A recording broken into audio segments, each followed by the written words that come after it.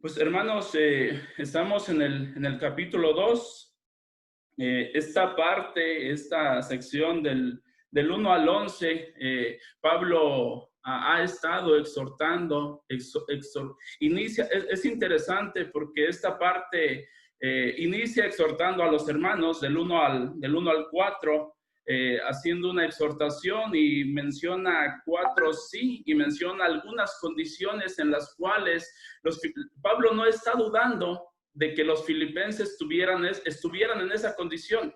Y menciona si tienen esto, si tienen lo otro. Vamos a leer nada más uno. Dice, por tanto, si hay alguna consolación en Cristo, si algún consuelo de amor, si alguna comunión de espíritu, si algún afecto entrañable, si alguna misericordia.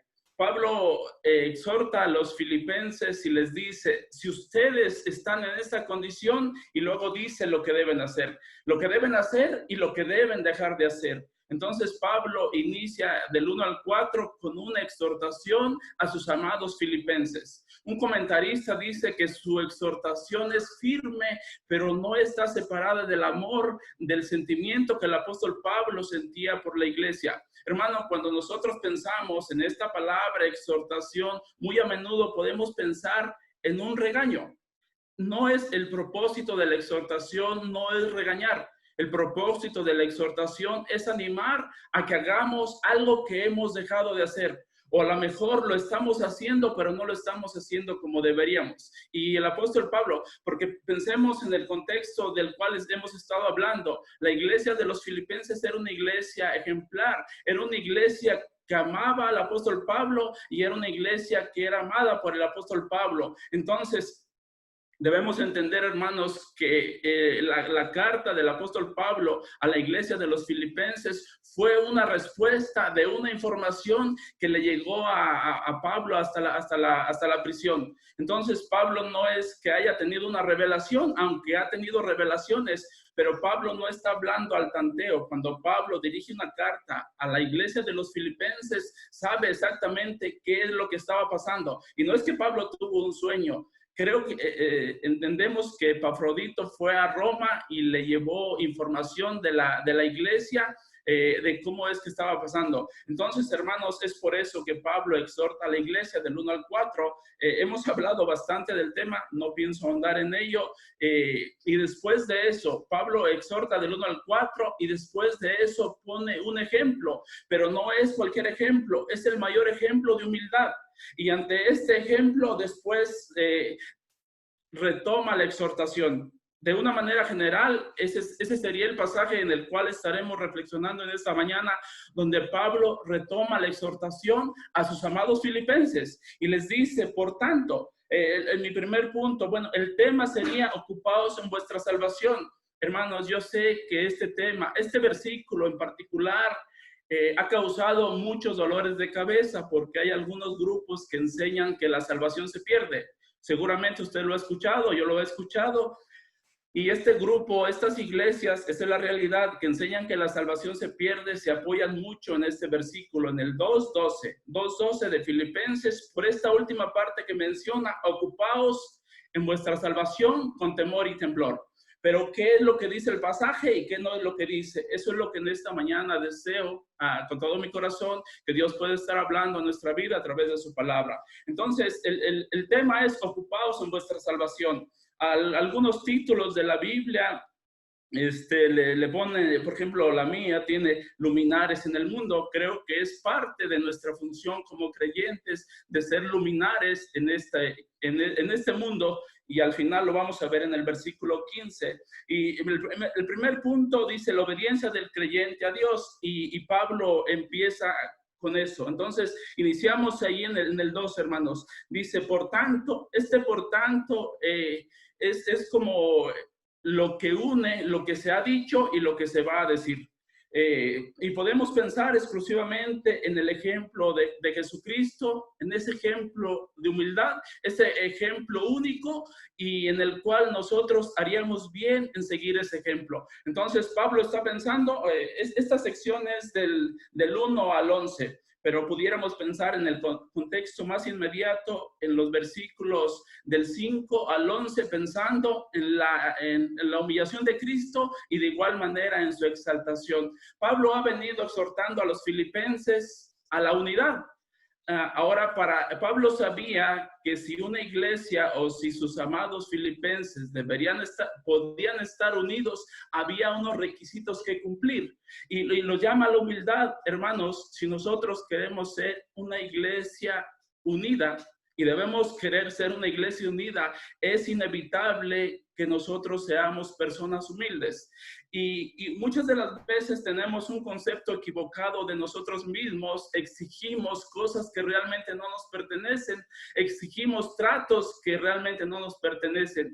Y aunque muchas de las veces podemos ser tratados injustamente, hermanos, debemos confiar en la soberanía de Dios y que Él se encargará en el momento que Él crea conveniente de pagar a cada quien conforme a sus hechos. Entonces, esa actitud en lo personal creo que nos ayuda para que podamos ser una iglesia unida. Entonces, Pablo enfatiza la importancia de la unidad, la importancia de hacer algunas cosas y dejar de hacer algunas otras cosas. Esta parte, en esta primera parte, Pablo enfatiza en la exhortación y la segunda es el ejemplo de Jesucristo. Entonces entraremos a esta parte. Dice, por tanto, amados míos, como siempre habéis obedecido.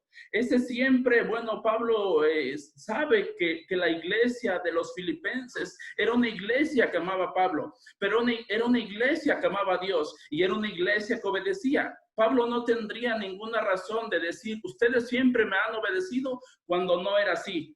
Entonces entendemos, hermanos, que la iglesia de los filipenses era una iglesia que obedecía siempre.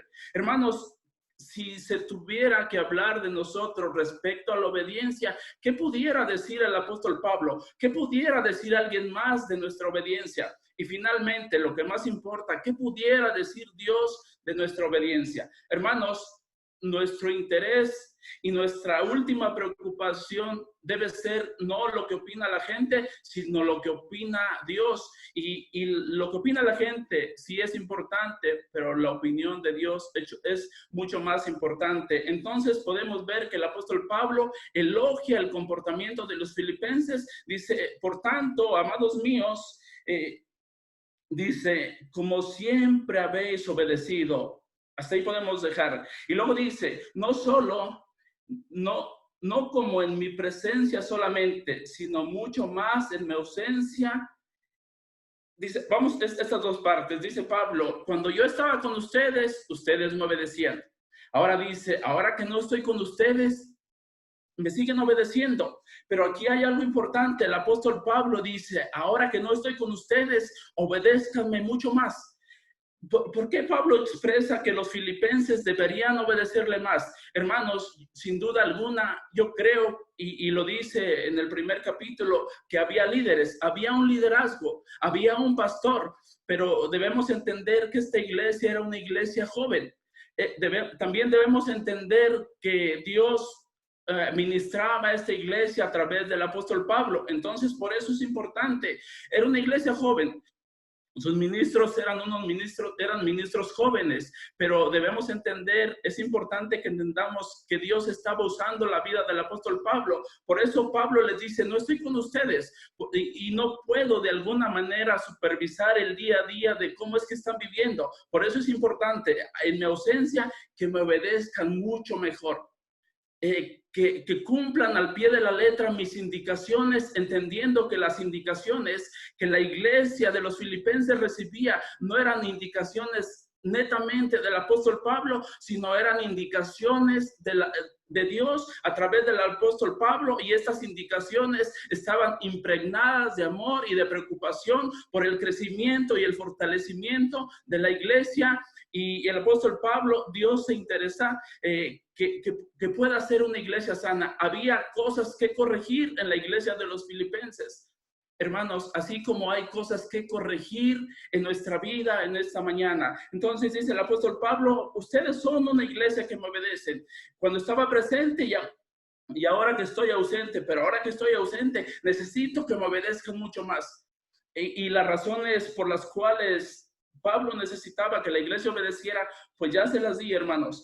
Y llegamos a este punto que ha sido discutido en cuanto dice, sino mucho más ahora en mi ausencia. Y luego dice, ocupaos en vuestra salvación con temor y temblor. Ocupaos en vuestra salvación. Aquí pudiéramos poner, subrayar, ponerle letras negras y ponerle letras cursivas, porque es una parte donde ha causado problemas a las iglesias. Hermano, no sé hasta ahorita qué piensa en su corazón acerca de esta parte del versículo. Ocupaos en vuestra salvación. ¿Qué pasa por su mente? ¿Qué pasa por mi mente, por nuestro corazón cuando hablamos ocupaos en vuestra salvación? Dice, ¿qué significa ocupaos en vuestra salvación? Dice, ocupaos en vuestra salvación con temor y temblor. Y quisiera leer algunas otras versiones para que podamos entender qué es lo que está diciendo el apóstol Pablo.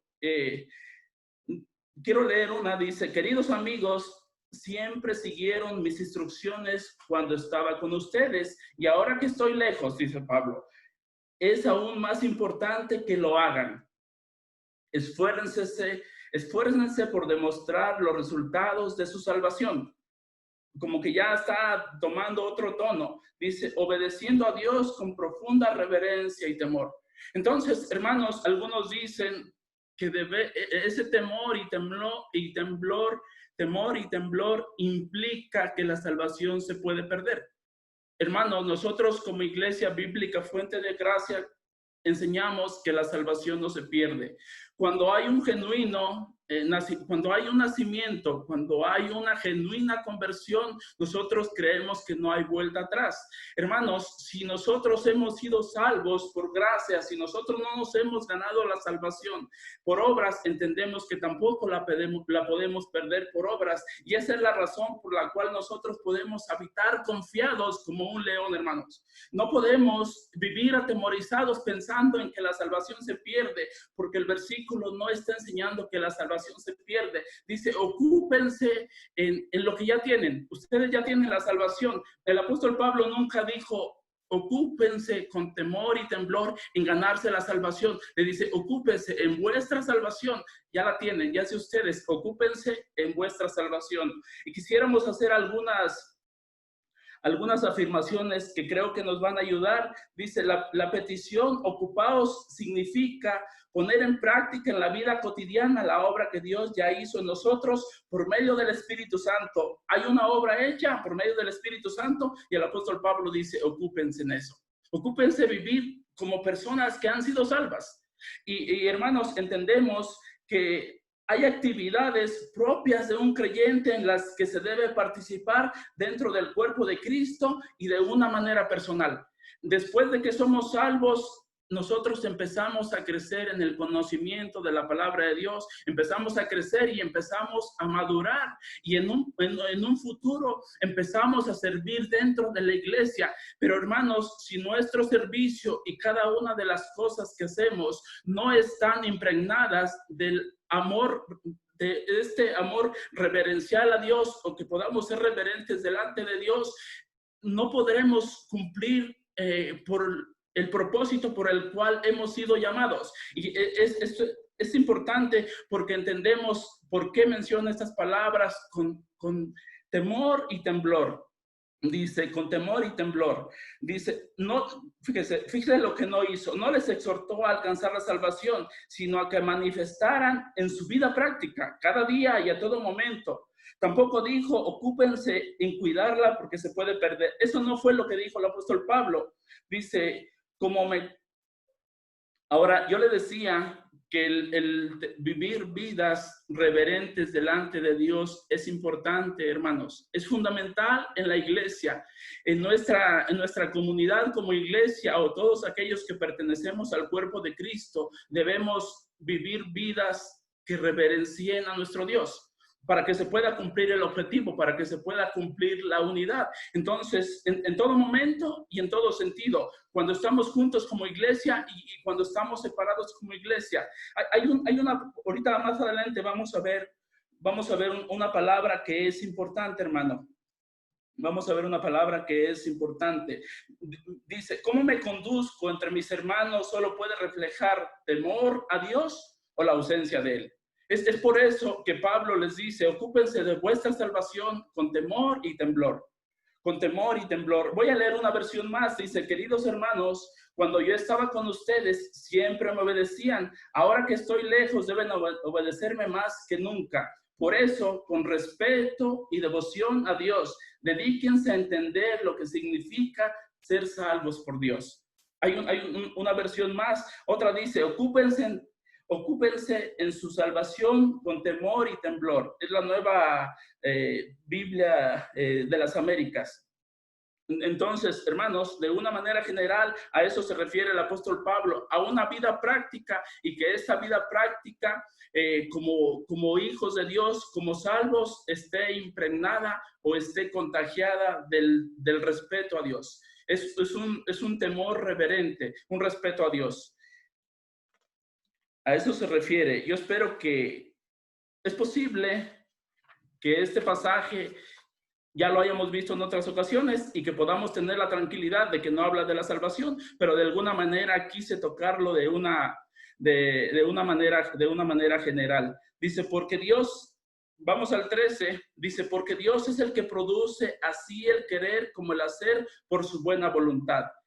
Dice, ¿qué debemos hacer? Entendemos, hermanos, que lo que usted siente y lo que yo siento para con Dios en cuanto a lo que debo hacer y debo dejar de hacer, es Dios el que produce ese deseo en nuestro corazón. Dice, porque Dios es el que en vosotros produce así el querer como el hacer por su buena voluntad. Hermanos, es importante que recordemos que antes de Cristo nosotros no teníamos ni siquiera la más mínima intención de buscar a Dios. No había el deseo en nuestro corazón de buscar a Dios. Nuestro corazón no estaba en condiciones de buscar a Dios. Y entendemos que la gente que no conoce a Dios vive de esta manera. No desea agradar a Dios en lo más mínimo, pero no solo no desea agradarlo, tampoco puede hacerlo. Entonces, se necesita, como le dijo Jesús a Nicodemo, necesitas nacer de nuevo. Hermanos, después de la obra de regeneración, nuestro corazón está en condiciones de poder obedecer la palabra de Dios. Y es por eso que al estar nuestro corazón en esa condición, Dios produce en nosotros el querer como el hacer. Y los dos son importantes. Si nosotros no tenemos el deseo de hacer algo, pues mucho menos lo vamos a hacer. Entonces, hermanos, ¿cuál debe ser la actitud de nosotros cuando no hay un deseo en nuestro corazón de obedecer a Dios? Espero que no solamente sea yo el que hay momentos en los cuales no hay el deseo en nuestro corazón de hacer la voluntad de Dios. ¿Qué debemos hacer? Teniendo en mente que es Dios el que produce en nosotros el querer y el hacer, el que vosotros produce así el querer como el hacer por su buena voluntad. Nosotros como hijos, como criaturas dependientes de Dios, ¿qué debemos hacer? Esto no es complicado, hermano. Debemos pedir que Dios siga haciendo la obra en nuestro corazón, que Dios ponga ese deseo en nuestro corazón de querer hacer la voluntad, de querer hacer su voluntad de una manera general. Dios es el que pone en nuestro corazón el deseo de hacer lo que debemos hacer. Pero, hermanos, podemos caer en el otro extremo. Bueno, como no siento el deseo de hacer lo que Dios me está pidiendo, es que Dios no ha puesto el deseo en mi corazón. Hermano, hay una responsabilidad compartida. Dios hace su parte y nosotros también debemos hacer nuestra parte.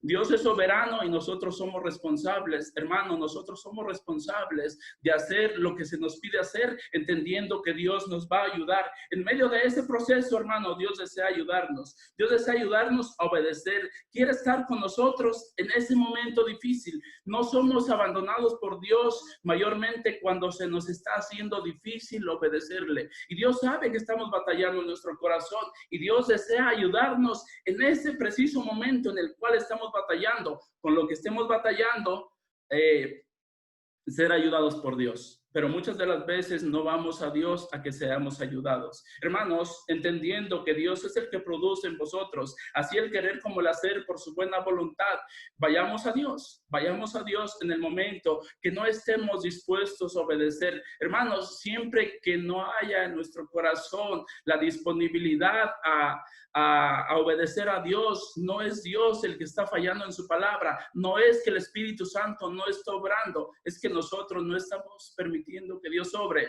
y en ese preciso momento debemos acudir a Dios y ser ayudados por Dios. Yo creo que lo hemos experimentado y lo seguiremos experimentando, porque Dios desea ayudarnos en medio de esa situación difícil en la cual no podamos hacer y cumplir la voluntad de Dios.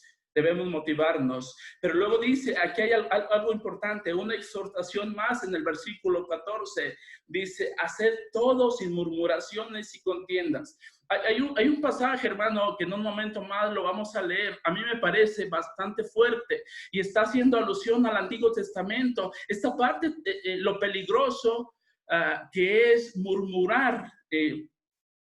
Lo peligroso que es murmurar. Estamos en el 14, dice hacer todo lo que se nos pide hacer, dice que lo debemos hacer como hermanos. Dice, todo sin murmuraciones y contiendas. Qué difícil es poder deshacernos de murmurar y qué difícil es poder deshacernos de las contiendas, hermano. No hay permiso para murmurar y no hay permiso para contender.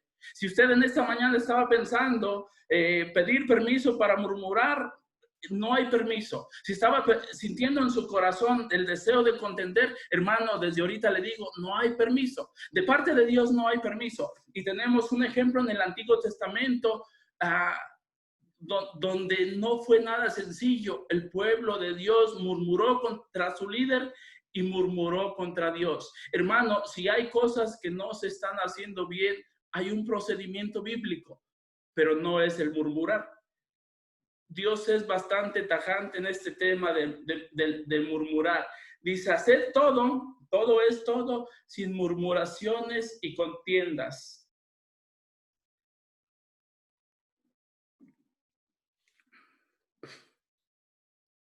Hermanos, hay algunas preguntas que podemos hacernos en esta mañana. ¿Qué me lleva a murmurar? Y esa es puede ser personal ahí en su corazón. Si es que lo ha hecho o si es que ha sido tentado, ¿qué me lleva a murmurar? Ahora, ¿qué es murmurar? ¿Qué es murmurar? Y hay una definición, dice, es hablar entre dientes. Es como que no se percibe la voz. Es como apartarte de la persona y hablar con alguien más o tú solito y murmurar entre dientes, casi sin pronunciar las palabras.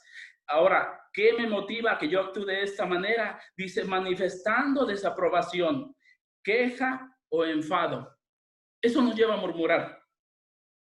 Es hablar entre dientes, manifestando desaprobación, queja o enfado. Y vamos a ver un ejemplo de los líderes religiosos. En Juan 6:41 dice, murmuraban entonces de él los judíos, porque había dicho, yo soy el pan que descendió del cielo. Esto que Jesús había expresado simple y sencillamente no les gustó. Yo soy el pan que descendió del cielo. Y el escuchar ellos que Jesús expresó esto los llevó a murmurar. Dice, murmuraban entonces de él los judíos porque había dicho, yo soy el pan que descendió del cielo, pero Jesús sabía, no quiero entrar más en contexto, pero Jesús conocía los corazones y sabía que ellos no estaban conformes y les dice que por qué murmuraban. A este pasaje quería llegar, hermano, pensando en el tema de murmuración. Lo vamos a ver en Primera de Corintios 10, 6 y 11. Esta parte es importante porque el 6 inicia diciendo, estas cosas pasaron como ejemplo para nosotros. Y al final, en el 12 dice lo mismo, estas cosas son para nuestro ejemplo. Hermanos, no es la primera vez, el apóstol Pablo cita esta parte del Antiguo Testamento donde el pueblo de Dios murmuró. No solo murmuró, hizo más cosas. Y quisiera que vayamos a esa Primera de Corintios 10:6. Dice de la siguiente manera, dice, mas estas cosas sucedieron como ejemplo para nosotros. Propósito, para que no codiciemos cosas malas, como ellos codiciaron. Había algo en su corazón, había codicia, y dice que ese ejemplo, eso que ocurrió con el pueblo de Dios hace mucho tiempo, dice, ese es ejemplo para nosotros. Fíjese qué interesante, hermano. Reflexionemos en esta porción de la Escritura. Dice, mas estas cosas sucedieron como ejemplos para nosotros, para que no codiciemos. Codiciar es sentir un deseo de obtener algo que no tenemos. Y para obtenerlo podemos utilizar algunos métodos. De entrada, no es lícito que lo tengamos. Y si nosotros nos aferramos a eso, es posible que lo obtengamos de una manera que no sea lícita. Entonces dice, no codicien. Dice, cosas malas, así de simple, como ellos codiciaron. Y aquí hay 4 ni. Es una negación. Dice, ni seáis idólatras, como algunos de ellos. Según está escrito, se sentó el pueblo a comer y a beber y se levantaron a jugar.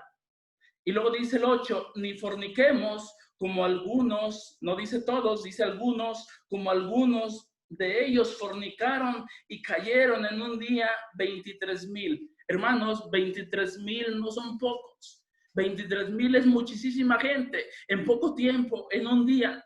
Entonces, hermanos, las advertencias de Dios debemos tomarlas como tal, como advertencias de Dios. Y aquí vemos 4 cosas importantes, muy importantes, extremadamente importantes, pudiéramos decir. Dicen, ni tentemos al Señor, como también algunos de ellos lo tentaron. Y dice, qué interesante, Pablo es enfático y no mete a todo el pueblo, dice, algunos de ellos lo tentaron. Y como dice, y perecieron por las serpientes. Y luego dice, aquí era donde quería llegar. Dice, ni murmuréis como algunos de ellos murmuraron, como algunos de ellos hablaron entre dientes, como algunos de ellos mostraron descontento en su corazón. Y dice, y perecieron por el destructor. Y estas cosas, dice, les acontecieron como ejemplo, una vez más, una especie de sándwich, hermano. 2 advertencias, dice, estas cosas les acontecieron como ejemplo y están escritas para nosotros. Fíjese, y están escritas para amonestarnos a nosotros.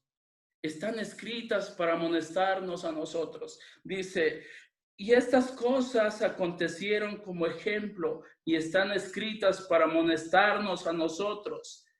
A quienes ha alcanzado los fines de los siglos, quien está presente y que escucha estas advertencias, dice, estas advertencias, tómalo como una amonestación, una amonestación que no está desligada del amor de Dios. Qué importante, hermano. Dice, así que el que piense estar firme, mire que no caiga. Hermano, si el pueblo de Israel cayó, nosotros, ¿por qué no tendríamos que caer? Somos más fuertes que el pueblo de Dios, que el pueblo de Israel. Tenemos un corazón diferente. No tenemos una naturaleza caída. Pues no es verdad, hermano. Nosotros tenemos las mismas posibilidades de caer, aunque tenemos un ejemplo del pueblo de Dios que hizo lo que no tenía que hacer. Hermanos, no olvidemos las advertencias de Dios. No olvidemos las advertencias de Dios. Ahora, mire, vamos a continuar. Ya vimos que es hablar entre dientes, manifestando desaprobación, queja o enfado. Ya leímos también el 6:41. Dice, el no estar contento me lleva al segundo nivel. Es decir, contender o confrontar. Hermano, el hecho de que no haya contentamiento en nuestro corazón nos lleva al segundo nivel, es decir, contender o confrontar al hermano, a quien sea, hermano.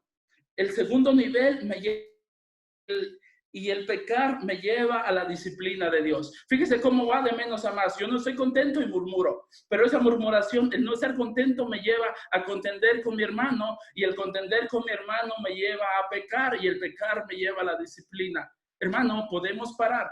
Podemos parar, podemos determinar en nuestro corazón. No podemos juzgar las motivaciones de las demás personas. No podemos hacerlo. Yo decía hace un rato que hay un procedimiento cuando se trata de enfrentar una situación. Yo no estoy diciendo que pasemos por alto las situaciones difíciles, pero ¿cómo debemos hacerlo?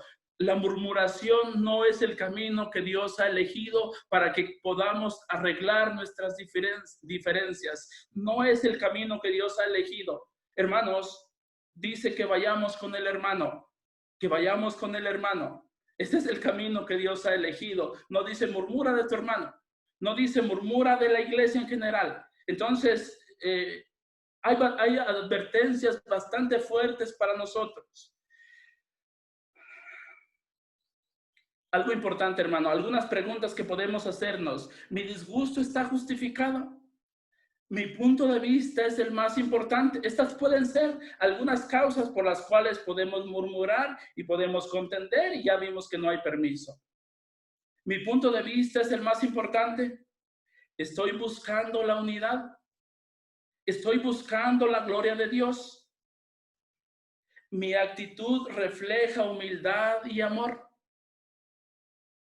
Son preguntas que son válidas que nos hagamos. Ya hemos visto que Pablo estaba buscando la unidad de los filipenses, y creemos con todo nuestro corazón que la voluntad de Dios es que como iglesia bíblica Fuente de Gracia podamos estar unidos. Hermanos, esta unidad no tiene que castigar la verdad de Dios en ningún momento. Hermanos, si el costo de estar unidos implica castigar la verdad de Dios, no tiene sentido que estemos unidos. Pero, hermanos, si la verdad de Dios nos une, si en lo periférico no somos unidos, pero en lo central sí estamos unidos, vale la pena, ¿por qué luchar? Hermanos, si yo dijera, si en lo central no pudiera haber unidad en las doctrinas fundamentales, no hay unión como iglesia, no valdría la pena luchar por lo demás. Pero si nosotros como iglesia tenemos doctrinas centrales, doctrinas medulares que nos unen, debemos luchar por la unidad. Hermanos, debemos ser humildes. Dios pide que seamos humildes. Hermanos, no solo pide que seamos humildes, Dios pone el mayor ejemplo de humildad siendo Dios. Jesucristo, siendo Dios, no estimó el ser igual a Dios como cosas a que aferrarse. Ya lo vimos hace 8 días. Entonces, hermano, mira, hermano, lo cierto es que si nosotros podemos conducirnos con orgullo y jactancia que no tienen razón de ser, hermanos, un ejemplo como el de Jesucristo, simple y sencillamente nos desinfla, nos deja sin palabras.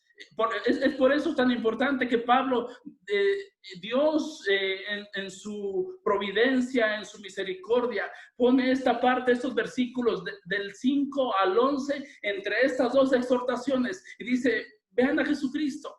Vean a Jesucristo, vean su humildad, pero no solo eso, hermanos, vean después de que Jesucristo cumplió con este tiempo de humildad, su exaltación. Hermanos, mismo, creo es Santiago o es Pedro, no lo recuerdo ahorita, pero dice que si nosotros nos humillamos bajo la poderosa mano de Dios, Él nos va a exaltar cuando fuere su tiempo. Hermanos, muchas de las veces nosotros nos exaltamos antes de tiempo, o más bien nos exaltamos. No somos nosotros ni es el tiempo.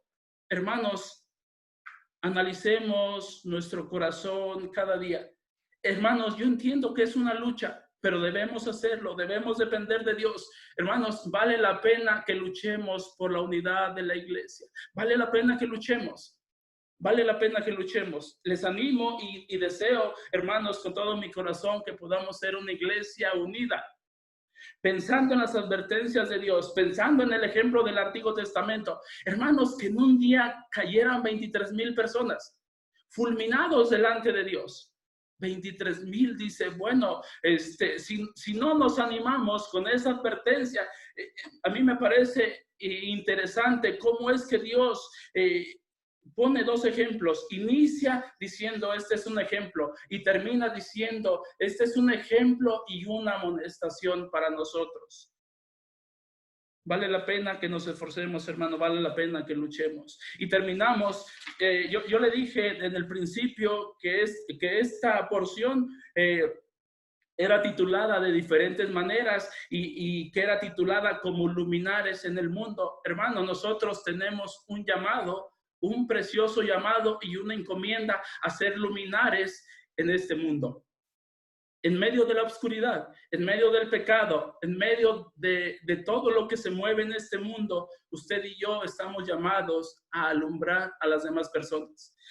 Y vamos a estar en el versículo 15, dice el creyente como luminar en este mundo. Ese es mi punto. Hermano, a veces no tiene uno que cambiarle mucho al encabezado, al punto para enfatizarlo. Dice el creyente como luminar en este mundo.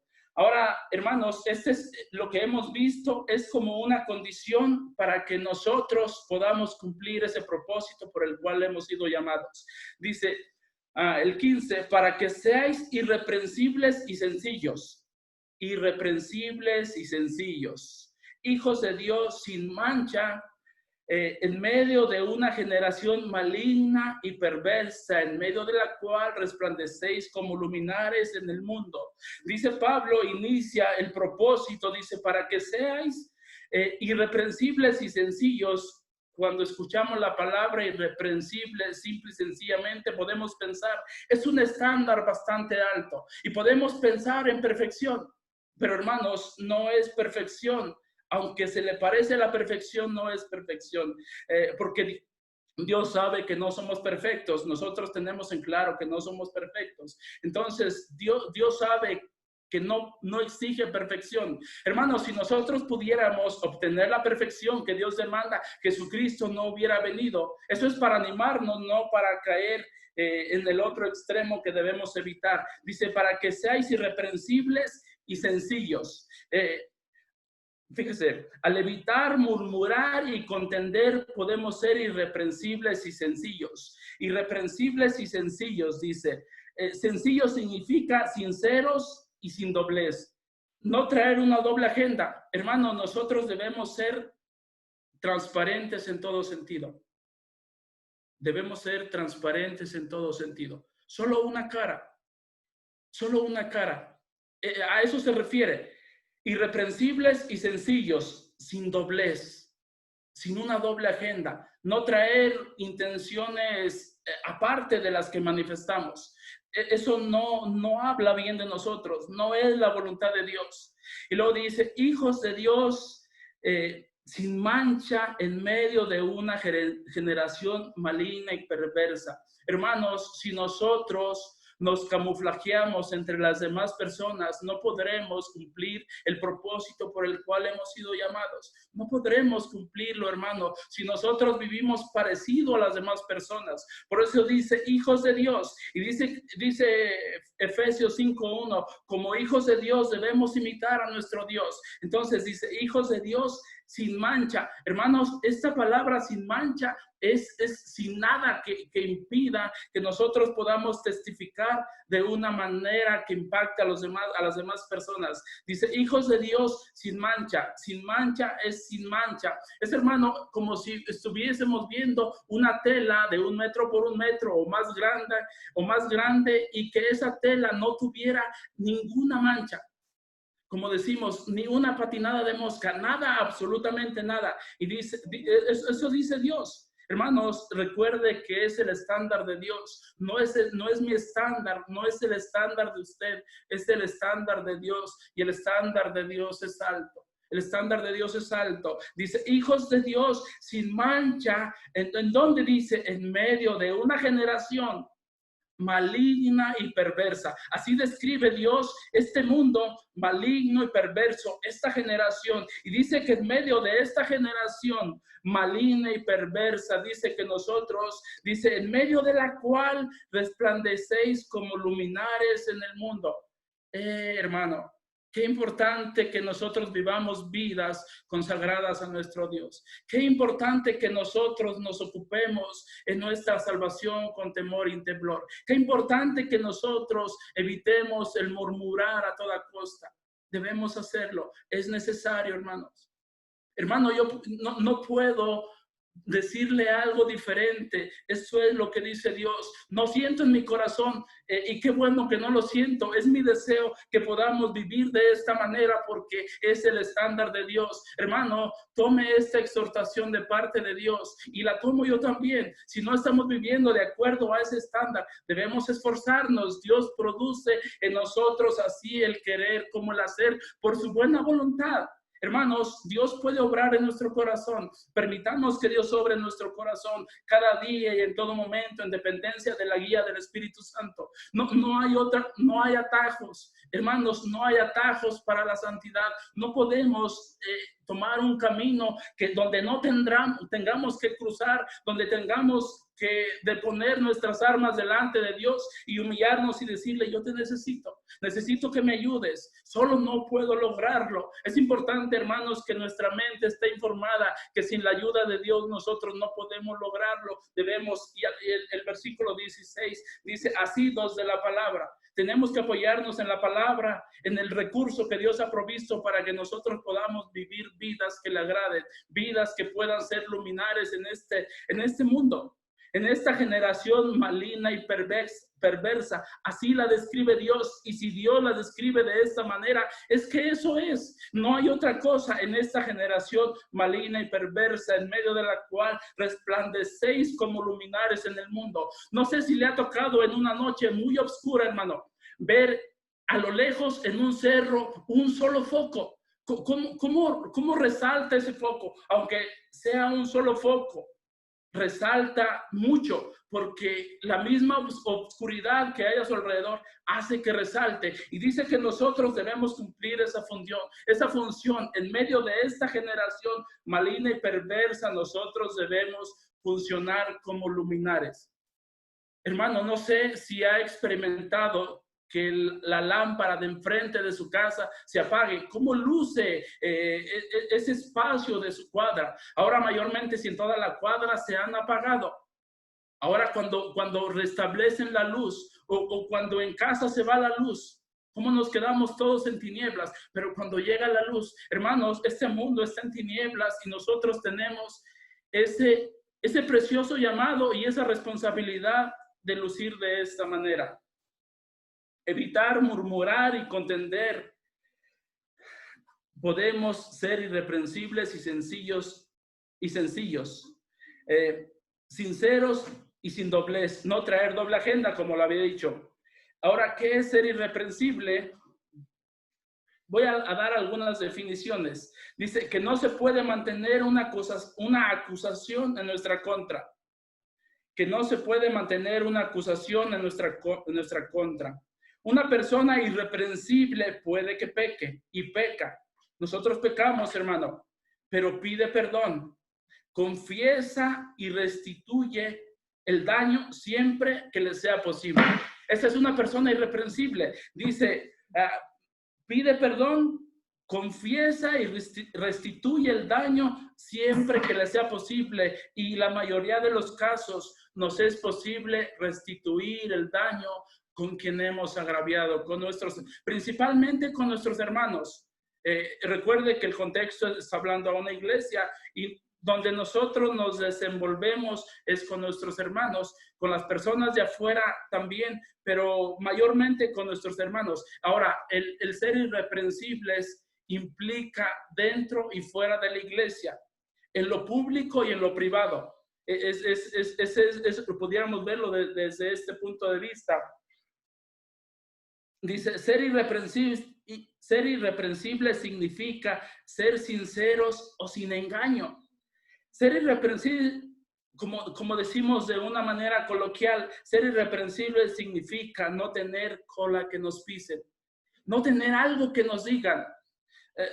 Yo en una ocasión platicaba con Omar y escuché para ilustrar el ser irreprensibles de un hermano que decía que es como una cazuela que no tiene mango, que no tiene de dónde la agarren. Y yo le comenté a Omar, y ya después cuando platicábamos del tema ser irreprensibles, y decía, canas como la cazuela, ¿da? Que no tiene de dónde la agarren. Hermanos, debemos ser como esa cazuela, que no tengamos de dónde nos agarren. Eso implica ser irreprensibles. Ahora, ya di algunas definiciones de qué es ser irreprensible y por qué debemos ser irreprensibles. Hay un propósito por el cual debemos ser irreprensibles. Le pregunto, hermano querido, ¿se puede ser irreprensible? ¿Qué piensa usted? De acuerdo a la palabra de Dios, sí. Entonces, es un sí. ¿Se puede ser irreprensible? La respuesta es sí. Otra pregunta que podemos hacernos, ¿soy irreprensible? Y ahí podemos hacer una pausa, podemos reflexionar en nuestro corazón, y si hay algo en este momento que impida que yo sea irreprensible, puedo ir con la persona y decirle, me equivoqué, perdóname, ¿qué puedo hacer?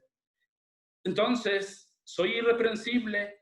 Esa es una pregunta. La otra es, y casi para terminar, ¿deseo ser irreprensible?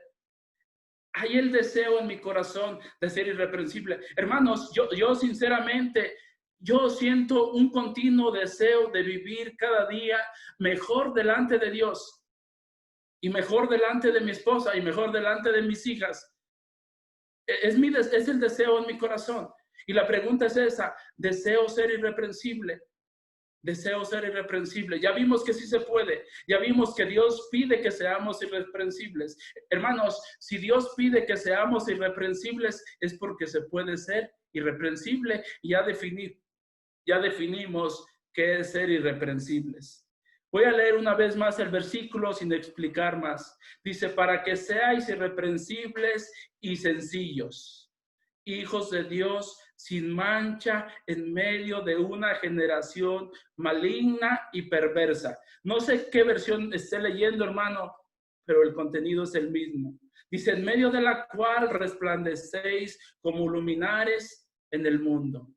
Ahí, hermano, Dios es específico, dice, en el mundo. Hermano, para terminar, y a manera de aplicación, las demandas de Dios son altas, extremadamente altas. Solo podremos lograrlo si en dependencia de Dios, por medio de su palabra y la guía del Espíritu Santo. Hermanos, sin su palabra, sin la guía del Espíritu Santo, no podremos lograrlo. Y sería moralismo. Moralmente aceptables delante de las personas. Pero hermano, no ese es el punto. No ese es el punto. Dios dice que sin santidad nadie verá al Señor. Hermano, ese es un rotundo no. Nadie es nadie. Dice, sin santidad nadie verá al Señor. Hermanos, no sé, no conozco todas las vidas, no conozco es más, no iba a decir, no conozco todos los corazones, pero no conozco ni siquiera un corazón. Hermanos, conozco mi corazón y a veces me engaña. Hermanos, es importante que nosotros en esta mañana reflexionamos delante de Dios. Hay una palabra que quería verla, pero se me escondió. Déjenme buscarla, hermano.